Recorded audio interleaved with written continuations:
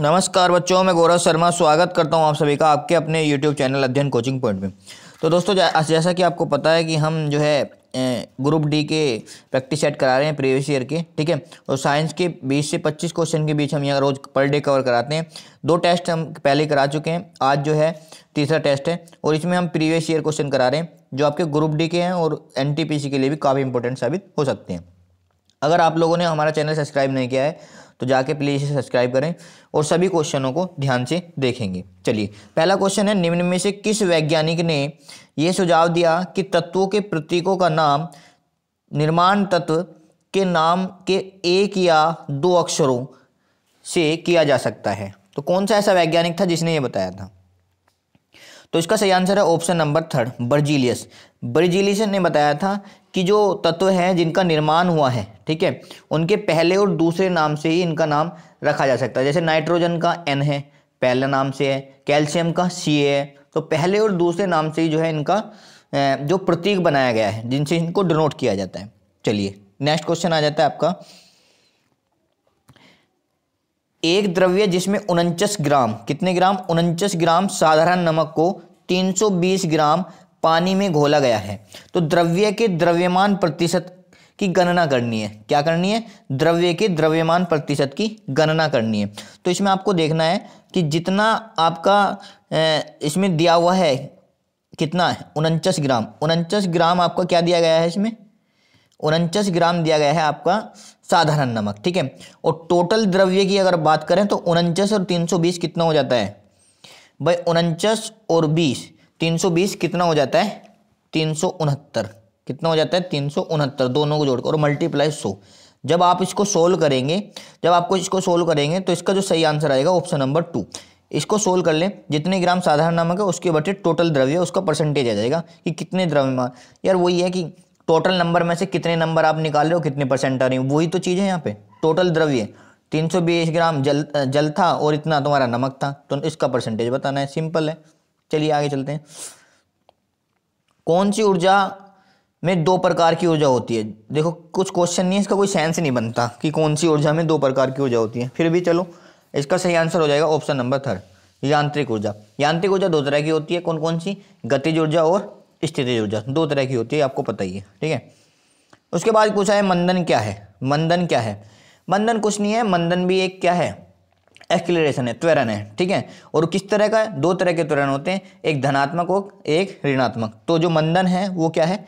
ऋणात्मक त्वरण है। कि अगर गाड़ी मंदी होती जा रही है अपनी स्पीड से तो ऋणात्मक त्वरण हो रहा है, और तेज होती जा रही है तो क्या है? धनात्मक, ठीक है। क्योंकि एक्सीलरेशन क्या होता है? एक्सीलरेशन क्या होता है? Change in velocity with respect to time, ठीक है। ये क्या होता है? एक्सीलरेशन होता है। तो चेंज किसी भी तरह का हो सकता है, वो वेलोसिटी में घट भी सकता है और बढ़ भी सकता है। चलिए, नेक्स्ट क्वेश्चन आपका आ जाता है। नेक्स्ट क्वेश्चन है आपका, संतृप्त हाइड्रोकार्बन। संतृप्त हाइड्रोकार्बन किसे कहा जाता है?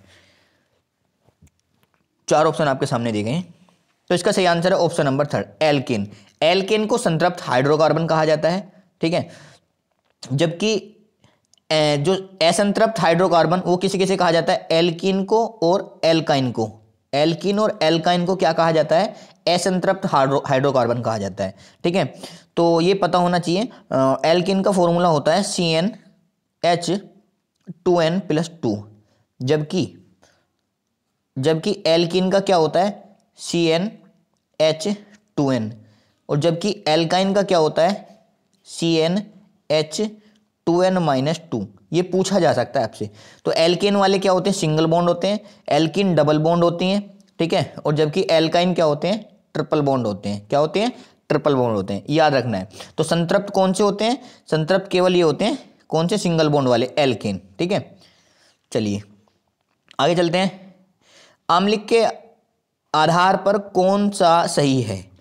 जो अम्ल है, अम्ल के आधार पर अगर हम बताएं तो इनमें से कौन सा जो है वो सही है, ये बताना है आपको। 4 ऑप्शन आपके सामने दिए गए हैं, तो इसका सही आंसर है ऑप्शन नंबर 1, निष्प्रभावीकरण दर्शाता है। जो अम्ल है वो निष्प्रभावीकरण दर्शाता है। क्यों? क्योंकि आप देख रहे होंगे ये लाल लिटमस को नीला लिख रहा है। भाई लाल लिटमस को तो नीला कौन करता है? क्षार करता है, ठीक है। और अम्ल क्या करता है, नीले को लाल करता है, नीले को लाल ऑप्शन में है नहीं, तो इसका एक ही ऑप्शन बचता है, क्योंकि OH को जलीय माध्यम में प्रवेश नहीं कर सकता ये, ठीक है। और इसमें घुली हुई स्थिति में विद्युत का संचालन भी कौन, अम्ल नहीं करता है। बात समझ में आ रही है। तो क्या करता है, निष्प्रभावीकरण करता है। क्या करता है, नहीं। अम्ल की बात करें तो अम्ल स्वाद में कैसा होता है, जो अम्ल जो होते हैं स्वाद में खट्टे होते हैं, ठीक है। जबकि जो भस्म होते हैं वे कैसे होते हैं, कड़वे होते हैं, ये पता होना चाहिए आपको, ठीक है। और अगर हम अम्ल की बात करें, वो नीले लिटमस को भी और ओरिजिनल मिथाइल ऑरेंज को भी क्या कर देता है, लाल कर देता है, ये आपको पता होना चाहिए, ठीक है। चलिए आगे चलते हैं। कौन सी जीवन प्रक्रिया रासायनिक ऊर्जा को ऊष्मीय ऊर्जा में बदलती है। जी हाँ, रासायनिक ऊर्जा को ऊष्मीय ऊर्जा में, कौन सी जीवन प्रक्रिया ऐसी है जो रासायनिक ऊर्जा को ऊष्मीय ऊर्जा में बदलती है।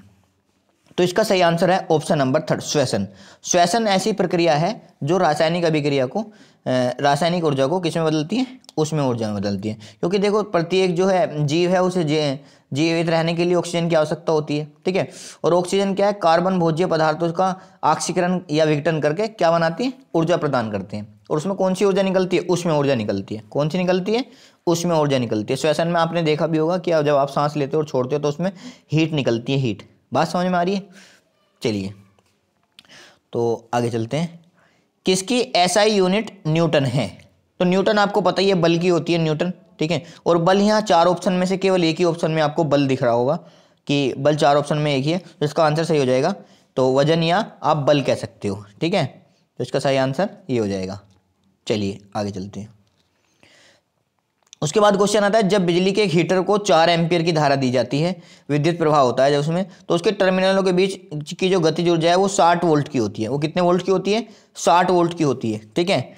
उसके बाद यदि गतिज ऊर्जा को अगर हम 157.5 वोल्ट बढ़ा दें, ठीक है, तो हीटर कितनी विद्युत प्रवाह करेगा। देखो इस तरह के क्वेश्चन वैसे आते नहीं हैं, फिर भी अगर इस तरह का अगर कोई भी क्वेश्चन आपको मिल जाता है तो घबराना नहीं है, उसे निःस्वार्थ आप छोड़ सकते हैं, ठीक है। तो ये लेवल हाई के क्वेश्चन हो जाते हैं कभी कभी। तो वैसे इसका आंसर जो है ऑप्शन नंबर 3 है। फॉर्मूले से आप कर सकते हैं इसे, ठीक है। ये आपका आई की वैल्यू दे रखी है, ये आपकी काय की वैल्यू दे रखी है, गतिज ऊर्जा मतलब काइनेटिक एनर्जी की, तो उससे चेंज कर रहा है बस ये, ठीक है। तो उसी तरीके से इसका वैल्यू भी बढ़ जाएगी, करंट की भी। भैया करंट की वैल्यू 4 एम्पियर थी, तो उससे बढ़ के जो है कितनी हो जाएगी, 10.5। चलिए आगे चलते हैं।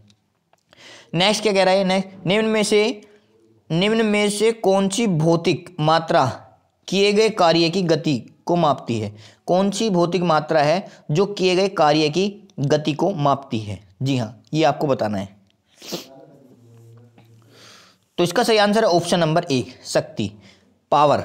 पावर जो होता है किए गए भौतिक कार्य की गति को मापती है, क्योंकि P बराबर क्या होता है, W/T, ठीक है। P बराबर W/T, मतलब कहने का ये है कितना कार्य कितने समय में किया जा रहा है, यही तो गति है भाई। किया गया कार्य कितने समय में किया गया, यही गति होती है उसकी, कार्य की गति, ठीक है ना। तो P बराबर W/T से आप इसे कंसल्ट कर सकते हैं, ठीक है। और इसका मात्रक क्या होता है, वाट होता है। कल की वीडियो में मैंने आपको बताया था। एव्स क्या होते हैं भाई, एव्स क्लासेस क्या होते हैं, एव्स किसे कहते हैं, ठीक है। तो इसका सही आंसर बहुत आसान है। एव्स जो बोलते हैं, एव्स क्लास में जो होते हैं कौन होते हैं, पक्षी वर्ग होते हैं। ऑप्शन नंबर 3 इसका सही आंसर होगा, ठीक है। अगर हम बात करें कार डेटा संघ की, तो कार डेटा संघों को वैसे तो 13 भागों में डिवाइड किया गया है, और इसके अंदर जो पक्षी वर्ग हैं उनके बारे में विशेष है कि ये नियत तापमापी होते हैं। क्या होते हैं, नियत, ठीक है, नियत तापी होते हैं। कैसे होते हैं, नियत। तो मतलब ये अपने टेम्परेचर को जो है कांस्टेंट रख सकते हैं। बाकी जो है आप जानते हैं इनका जो इनका शरीर है वो पैरों से ढका रहता है, वो बहुत सारी चीज़ जानते हो, ठीक है। चलिए आगे चलते हैं।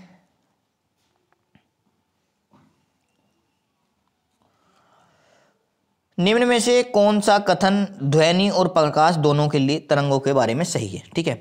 तो ध्वनि और प्रकाश दोनों ही विपरीत हैं एक दूसरे के, ये आपको पता होना चाहिए। जहां ध्वनि अधिक होगी वहां प्रकाश कम होगा, जहां प्रकाश अधिक होगा वहां ध्वनि अधिक होगी, ठीक है।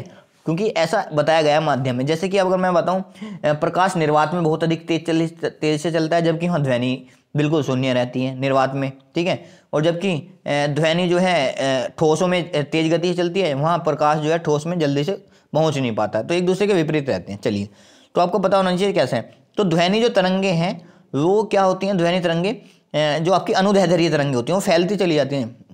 जैसे पानी में आप डाला मारते हो तो तरंगे फैलती चली जाती हैं। तो क्या होती हैं वे होती हैं तुम्हारी अनुदैर्ध्य तरंगे, ठीक है।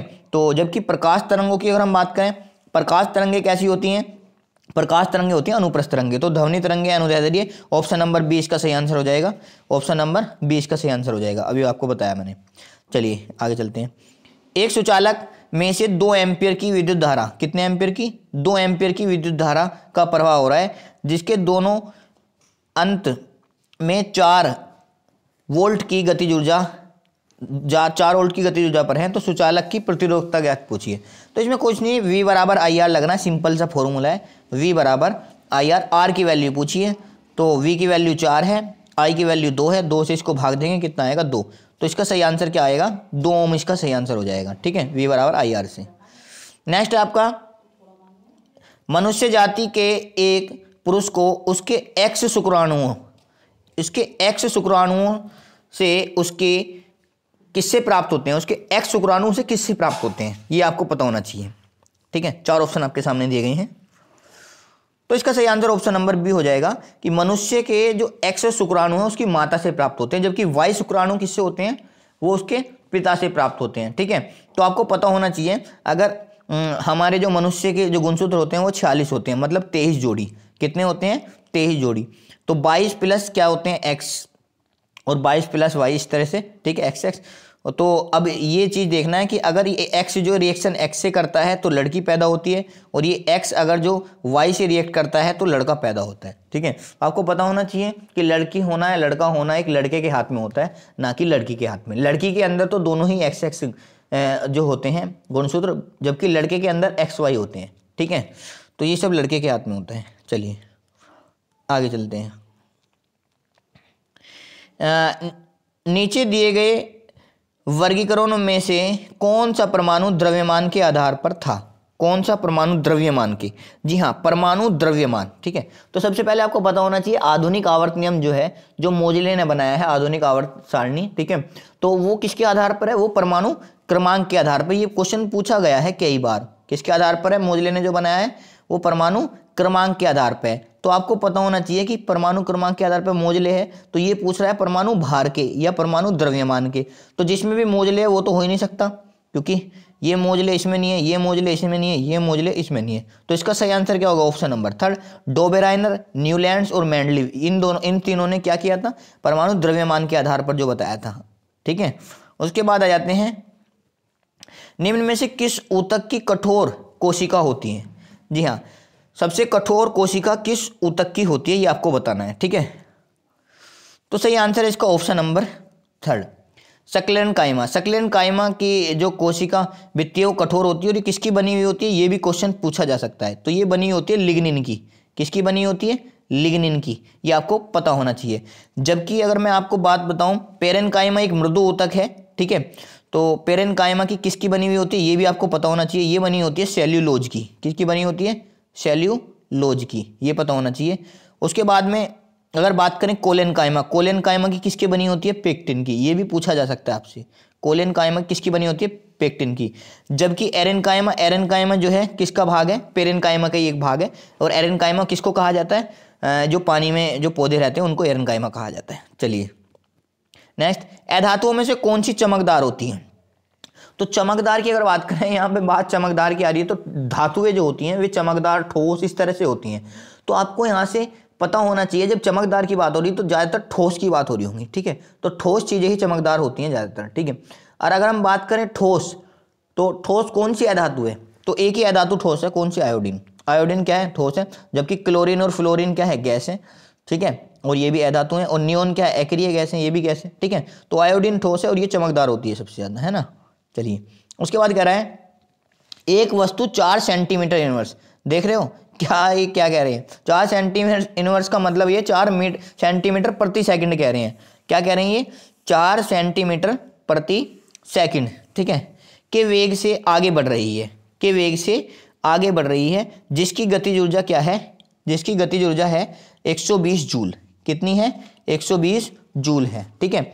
तो इसमें क्या पूछा गया है, इसमें पूछा है उसका द्रव्यमान बताइए। तो फॉर्मूला सिंपल सा है यार, के बराबर 1/2 mv², आप यहाँ लगा लेंगे, के बराबर 1/2 mv²। के की वैल्यू आपको कितनी दी गई है, 120 दी गई है, ठीक है, 1/2 m की वैल्यू आपको निकालनी है।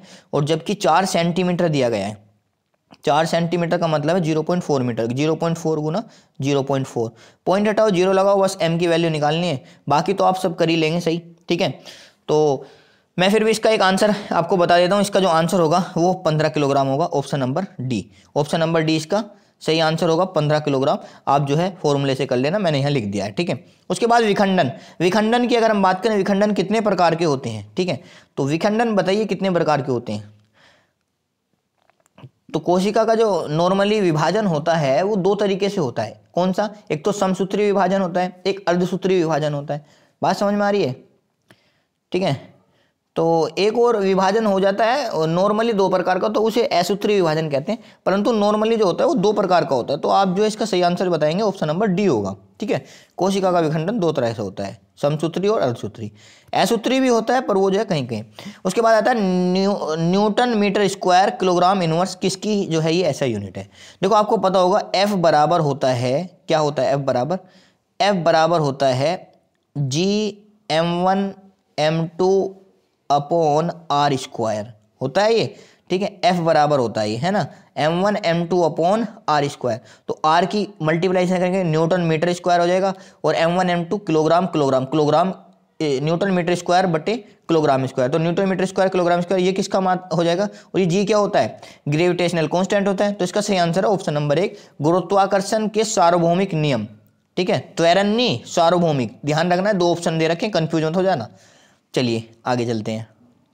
और उसके बाद कह रहा है कि प्रकाश सबसे अधिक गति किसमें करता है। प्रकाश की गति अभी मैंने पीछे जिक्र किया था, जो प्रकाश की गति होती है सबसे ज्यादा वो निर्वात में होती है, जबकि ध्वनि की गति निर्वात में कम होती है। देखो हर सेट में कोई ना क्वेश्चन आपको रिपीट जरूर मिल रहा है, ठीक है। मतलब एक चीज से दूसरी चीज रिलेट करके मिल रही है। तो प्रकाश सबसे ज्यादा किसमें गति करता है, निर्वात में, जबकि ध्वनि सबसे ज्यादा किसमें करती है, ठोसों में। निर्वात में ध्वनि की गति शून्य रहती है, लगभग नगण्य, ठीक है। आगे चलते हैं। डाल्टन की पद्धति के अनुसार निम्न में से कौन सा कथन सही है। जी हाँ, डाल्टन ने यह कहा था कि परमाणु जो है वो अविभाज्य है। क्या कहा था डाल्टन ने, परमाणु जो है अविभाज्य है। और 19वीं सदी तक जो है ऐसे ही चला। 19वीं सदी के अंत में आके जो है ये चीजें पता चली कि नहीं जी, परमाणु तो जो है क्या है, विभाज्य है, परमाणु तो विभाज्य है। और डाल्टन ने क्या कहा था कि परमाणु जो है अविभाज्य है, कि परमाणु को आप विभाजित नहीं कर सकते, ठीक है। तो 19वीं सदी के बाद में क्या पता चला कि इलेक्ट्रॉन, प्रोटॉन और न्यूट्रॉन में परमाणु को तोड़ा जा सकता है। तो डाल्टन ने तो ये केवल यही बताया। तो इसके लिए जो आपका सही आंसर होगा वो क्या होगा कि परमाणु अविभाज्य है, डाल्टन ने ये बताया था, ऑप्शन नंबर डी।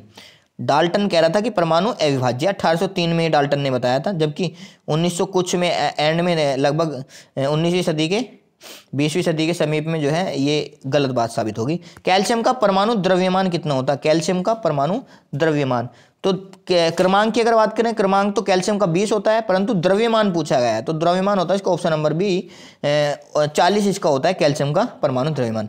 उसी के साथ आपका लास्ट क्वेश्चन आ जाता है, ठीक है। तो क्वेश्चन ये है कि किसी गेंद को यदि ऊपर की ओर 25 मीटर पर सेकंड के हिसाब से फेंका जा रहा है, कितने हिसाब से, 25 मीटर पर सेकंड के हिसाब से प्रारंभिक वेग से फेंका जाता है, तो अपने उच्चतम बिंदु तक पहुंचने में कितना समय लगेगा। जी हाँ, तो आपको पता होना चाहिए कि v बराबर इसका गति का प्रथम समीकरण होता है u माइनस ए टी। अब माइनस क्यों आ रहा है जी, माइनस जी टी या ए टी कुछ भी कर सकते हैं। तो माइनस क्यों आ रहा है, क्योंकि नीचे से ऊपर ग्रेविटी के विरुद्ध काम कर रहे हैं, तो जी माइनस हो जाएगा, ठीक है। अब ये कह रहा है कि भाई जब हम नीचे से कोई चीज़ ऊपर फेंकते हैं तो अंत में जाके कहीं ना कहीं वो चीज़ रुक जाती है, और रुक जाती है तो फिर वो वापस होने लगती है वहाँ से, तो इसकी फाइनल वेलोसिटी वहाँ जो है कहीं ना कहीं जाके जीरो हो जाती है, ठीक है। तो u की वैल्यू हमें निकालनी है, तो जीरो बराबर u माइनस जी की वैल्यू हम 10 ले लेंगे, और जो u की वैल्यू सॉरी दे रखी है कितनी 25, u की वैल्यू कितनी दे रखी है 25, ठीक है, ये आपको पता होना चाहिए। तो इसे कैसे करेंगे, तो वही v तो जीरो हो गया, तो 25 बराबर हो जाएगा 10 गुना t।